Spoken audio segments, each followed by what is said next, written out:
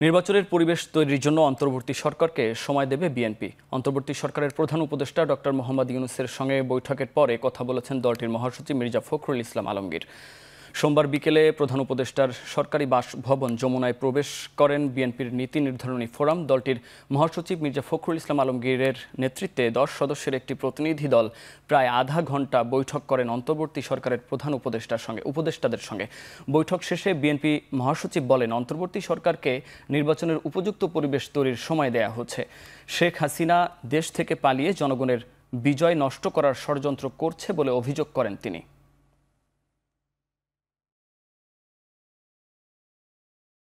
যে সরকারকে সহায়তা করা এটা প্রতিটি দেশপ্রেমিক মানুষের একমাত্র কর্তব্য।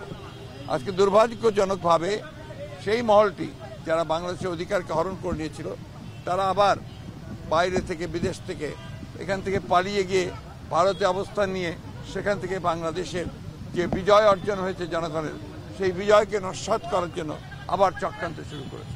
মাইনরিটির ওপরে অত্যাচার নির্যাতনের যে একটা গল্প ফাঁদা হয়েছে সেই গল্পটা পুরোপুরিভাবে উদ্দেশ্যমূলক এবং বাংলাদেশকে মেলাইন করা, এই সরকারকে মেলাইন করা, ছাত্র জনতার আন্দোলনকে একেবারে নস্যাৎ করে দেওয়ার আরেকটি চক্রান্ত।